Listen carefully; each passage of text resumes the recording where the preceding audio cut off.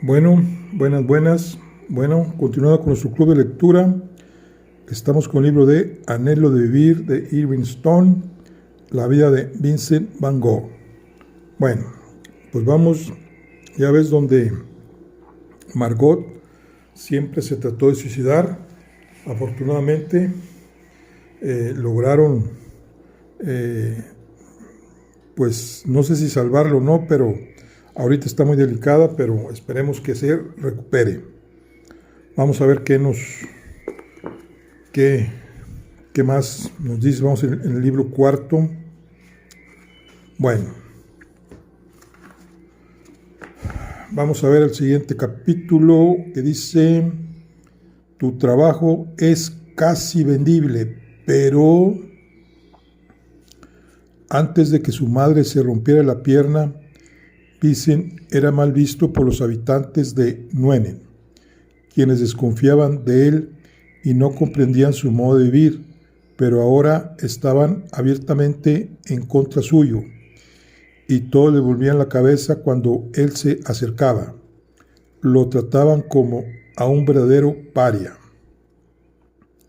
Esto no molestaba mayormente al joven, pues los tejedores y los campesinos aún lo aceptaban como su amigo. Pero cuando la gente comenzó a dejar de visitar a sus padres, comprendió que tendría que abandonar la rectoría. Sabía que lo mejor que podía hacer era partir del Brabante para dejar a sus padres en paz, pero ¿dónde ir? El Brabante era su tierra. Anhelaba vivir siempre ahí. Deseaba pintar sus campesinos y tejedores. Le pareció que ello justificaba su trabajo. Le gustaba trabajar en invierno en medio de la nieve y en verano entre las espigas doradas del trigo, hallarse en compañía de los segadores y de las jóvenes campesinas. En una palabra, le satisfacía profundamente estar en contacto directo con la naturaleza. Para él, el Angelus de Millet era la obra creada por un ser humano que se acercaba más a la divinidad. Quería pintar escenas exteriores, captar algo de su elemental simplicidad o la vida simple de los habitantes de la región. Resolvió el problema de una manera muy sencilla.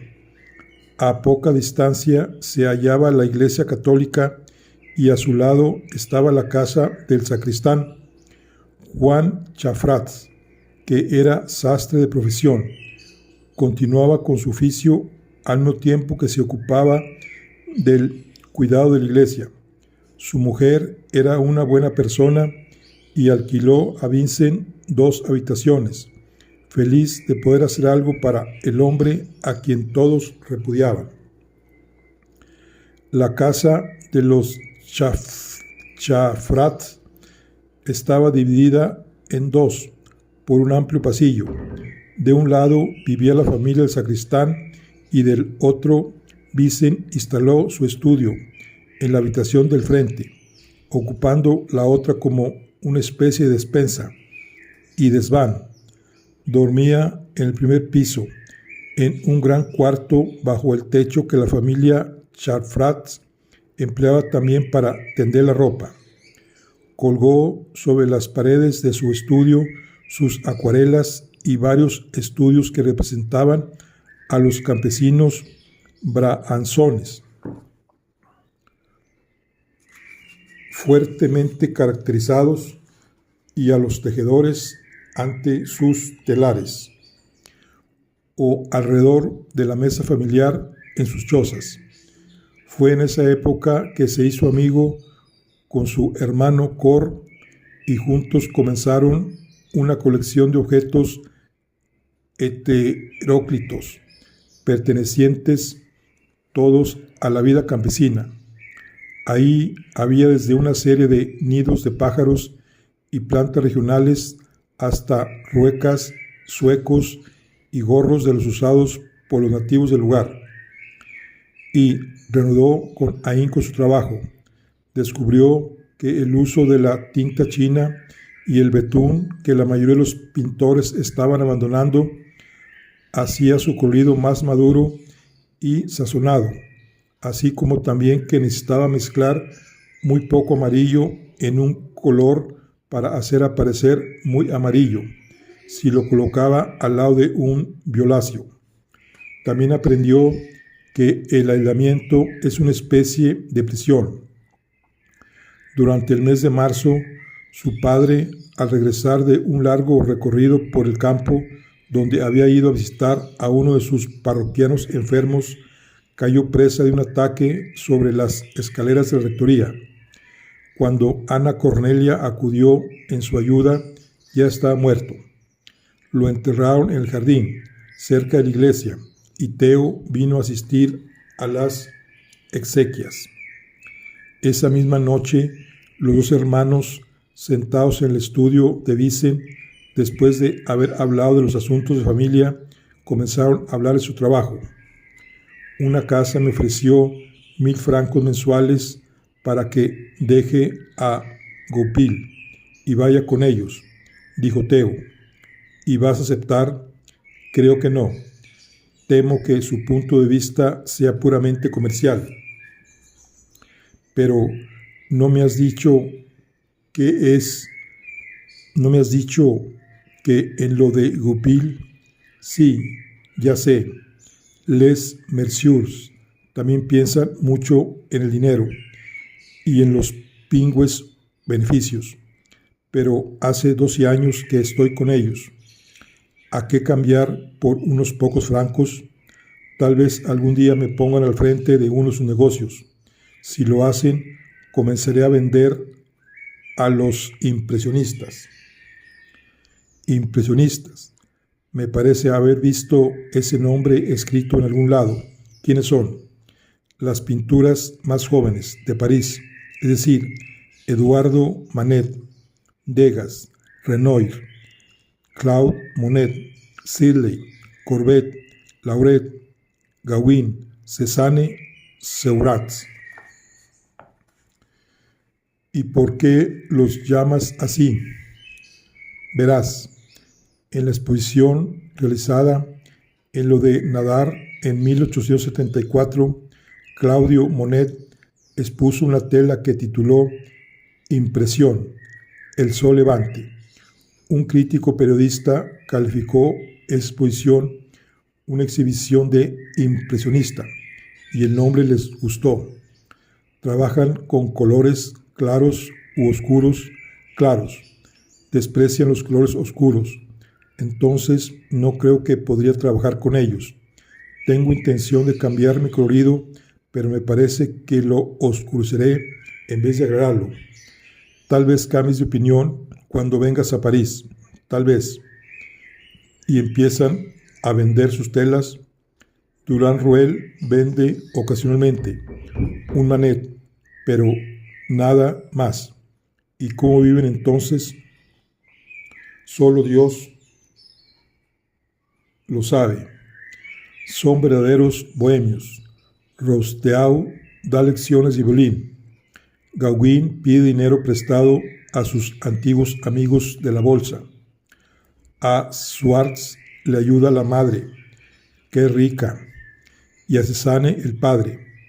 En cuanto a los otros, no puedo imaginarme de dónde sacan el dinero. ¿Los conoces a todos, Theo? Sí, poco a poco los voy conociendo a todos. He tratado de persuadir a Les Merciers que les diera un lugarcito para sus exhibiciones en su galería, pero no quieren saber nada con los impresionistas. Necesitaría conocer artistas como esos. ¿Y por qué no vienes a vivir a París conmigo? No estoy listo aún. Necesito terminar un trabajo aquí. ¿Y cómo quieres relacionarte con pintores si permaneces en medio del campo? Tienes razón. Pero, Theo, hay una cosa que no logro comprender. Nunca has vendido ni un solo dibujo o pintura mía. Estoy casi seguro de que ni siquiera has tratado de hacerlo. ¿Por qué?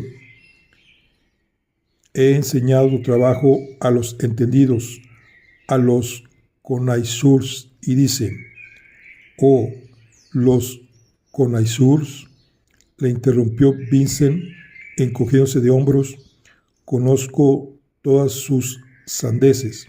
Con seguridad, Theo, deben saber que sus opiniones no tienen nada que ver con el valor de una obra maestra.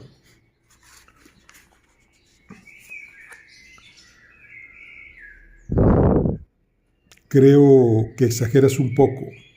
Tu trabajo es casi vendible, pero Theo, me has escrito esas mismas palabras cuando te envié mis primeros bosquejos desde Eten.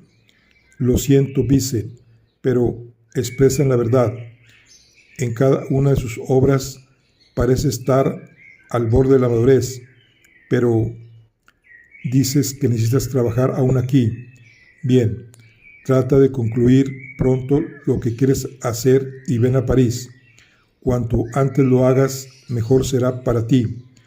Pero si mientras tanto quieres que venda algo tuyo, envíame un verdadero cuadro y no un estudio. Nadie se interesa por estudios.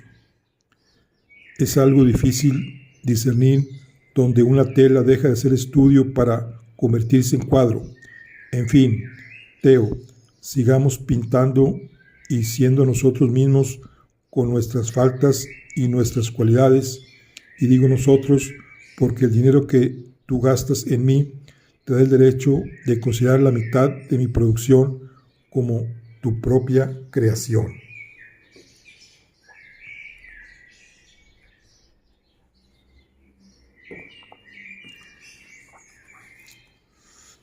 Comiendo papas. Antes de la muerte de su padre, Vincent iba a la rectoría de tanto en tanto, ya sea para cenar o para charlar un rato, pero después de los funerales, su hermana Elizabeth le hizo comprender que no era persona grata, pues la familia deseaba mantener cierta posición en el pueblo. Su madre consideró que era su deber hacer causa común con sus hijas, puesto que él tenía suficiente edad para ser responsable de su propia existencia. Por lo tanto, Vincent se encontró completamente solo en Nuene. Diose de lleno su trabajo, empeñándose en pintar de la naturaleza, pero esta esquiva no se sometía a su pincel, por lo cual terminó por crear su propia paleta, y entonces sucedió que la naturaleza sometióse y pusóse de acuerdo con su obra creadora. Cuando en medio de su soledad se sentía desgraciado, acudía a su memoria la escena del estudio de Weissenbruch y las mordaces palabras del pintor que aprobaba el sufrimiento. En su fiel Millet encontró la misma filosofía de Weissenbruch, pero expresada en forma más convincente. Nunca deseó suprimir el dolor, pues a menudo contribuye a que los artistas se expresen con más eficacia. En esos días se hizo amigo de una familia de campesinos llamada de Grotz. Dicha familia estaba compuesta del padre, la madre, un hijo y dos hijas, y todos trabajaban en el campo. Constituían el prototipo de las familias campesinas bravazonas. Vivían en una choza de una sola habitación, con camas empotradas en los muros según la costumbre local. En medio del cuarto había una mesa, dos sillas y algunos bancos y arcones. Del techo pendía una lámpara. La base de la alimentación de los de Grotz eran las papas. Su cena se componía de papas, café negro y de vez en cuando una rebanada de tocino. Se ocupaban en plantar papas, las cuidaban, las cosechaban y las comían. Eso constituía toda su vida. Estienne de Grotz era una linda muchacha de unos 17 años. Para trabajar usaba un ancho gorro blanco y blusa oscura con cuello blanco. Vincent tomó la costumbre de ir a visitarlos todas las tardes. Él y Estienne congeniaban mucho. Miren, suele decir la joven a su familia, soy una gran dama. Están haciendo mi retrato. ¿Quiere que me ponga mi gorro nuevo, mi Herz? No, Estienne, estás muy bonita así. Bonita, yo, exclamaba la joven, largando una alegre carcajada. Sus ojos eran grandes y alegres, y cuando se inclinaba hacia la tierra para recoger las papas, su cuerpo tenía líneas aún más gráciles que las de Kay Vicens. Consideraba que la nota esencial en el dibujo de las figuras era la acción, y que el gran error de las figuras de los cuadros de los antiguos maestros estribaba en que estaban inactivas. Dibujó a los de Grotz en todas las posturas imaginables, trabajando en el campo, sentados alrededor de su mesa, comiendo papas. Estienne solía acercarse a admirar su trabajo y bromear con él. El domingo, a veces la joven poníase un gorro y un cuello limpios y se paseaba con Vincent por el campo y los bosques. Un día la joven le preguntó, ¿lo quería usted, Margot Beckman? Sí. ¿Y entonces por qué trató de matarse? Porque su familia no quiso dejarla casar conmigo. ¡Qué tonta! ¿Sabe lo que hubiera hecho yo en lugar de matarme? Pues lo hubiera amado.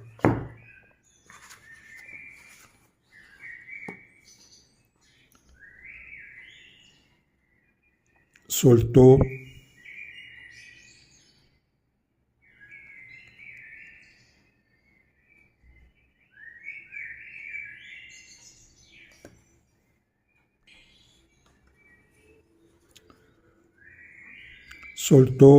una alegre risa y corrió por entre los pinos del bosque.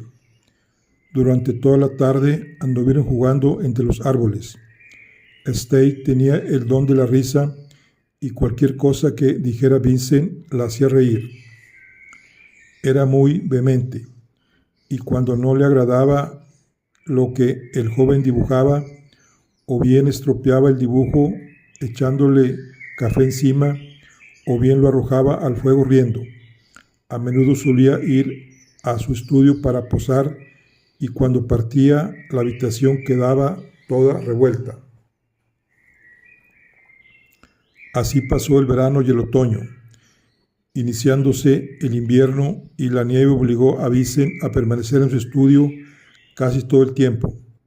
La gente de Nuenen no gustaba posar y si no hubiera sido por el dinero, nadie hubiera venido.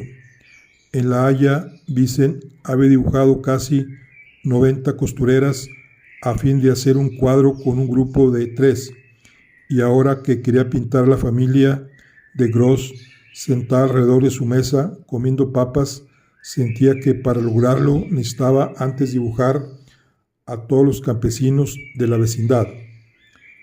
El padre católico no miraba con buenos ojos que su sacristán hubiese alquilado 2 cuartos a un hombre que, además de hereje, era artista, pero como el joven era tranquilo y cortés, no tenía motivos para echarlo de ahí.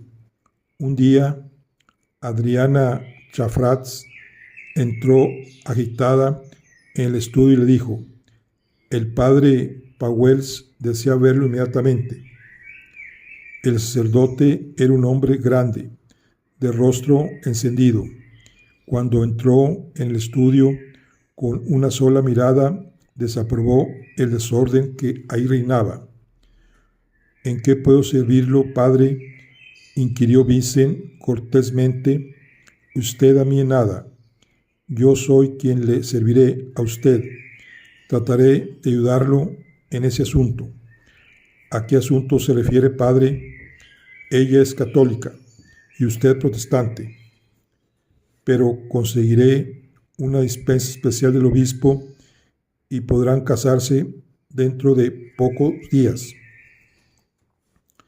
Vincent se acercó al sacerdote y lo miró sorprendido.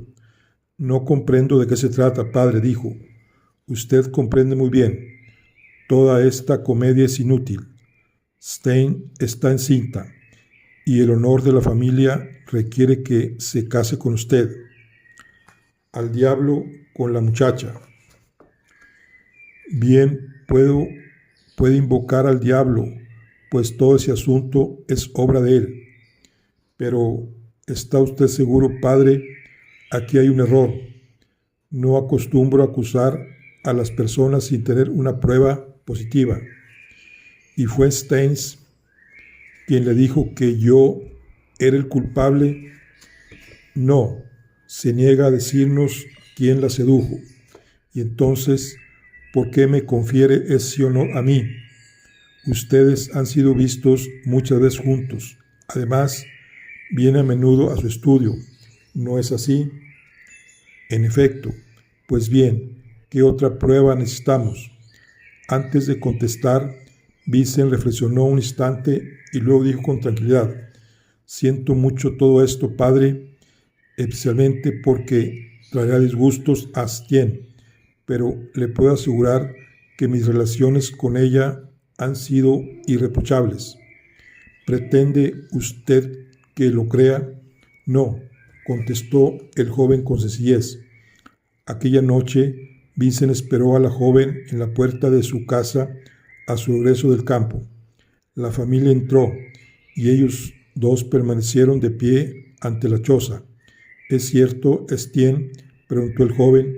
Sí. ¿Quieres sentir?, dijo, y tomándole la mano se la colocó sobre su vientre. El padre Pauwels acaba de acusarme de ser yo el padre. La joven se rió. Ojalá hubiera sido, pero usted nunca quiso, ¿verdad? Así que el padre Pauwels dice que fue usted. ¡Qué gracioso! ¿Qué es lo que te parece tan gracioso? Me guardará el secreto si se lo digo, te lo prometo. Fue el ayudante de su iglesia. Vincent emitió un prolongado silbido y luego preguntó: ¿lo sabe tu familia? No, jamás se los diré, pero saben que no ha sido usted. Ambos entraron en la choza. La atmósfera no había cambiado en absoluto. Los de Gros aceptaban el embarazo de Estienne como una cosa natural y trataron a Vincent como siempre, por lo cual comprendió que creían en su inocencia.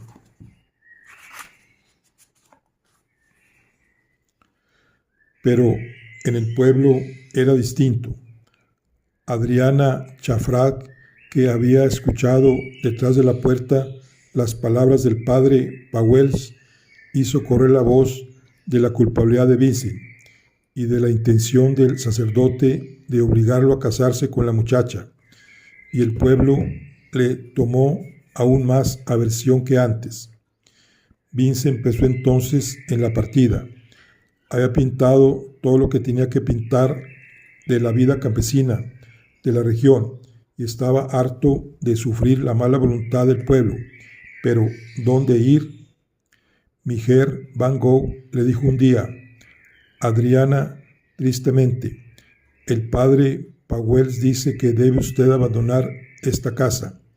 Perfectamente, así lo haré. Entró en su estudio y empezó a mirar a sus pinturas y dibujos, que representaban 2 años de rudo trabajo. Había cientos de estudios de tejedores, de campesinos y de paisajes de la región. Se sintió desalentado. Su trabajo era tan fragmentario. Había ahí estudios de todas las fases posibles de la vida campesina, pero ningún trabajo que resumiera el conjunto. ¿Dónde estaba su Angelus del campesino Barbanzón? ¿Cómo podía alejarse de ahí sin haberlo pintado? Echó un vistazo al calendario. Faltaban 12 días para el 1 del mes Llamó a Adrián y le dijo: avise al padre Powell que he pagado hasta el día 1 y no miré hasta antes de esa fecha. Luego, tomando su caballete, una tela, papeles, pintura y pinceles, se dirigió a la cabaña de los de Grotz. No había nadie ahí, pero se instaló en un rincón de la habitación y comenzó a dibujar el interior. Cuando llegó la familia y se sentó alrededor de la mesa, Vincent empezó un croquis del conjunto y siguió trabajando hasta que fue hora de irse a la cama. Durante toda la noche siguió trabajando en su estudio y al amanecer se acostó a dormir. Cuando se despertó, miró el trabajo de la noche anterior y descontento quemó su tela en la estufa, regresando de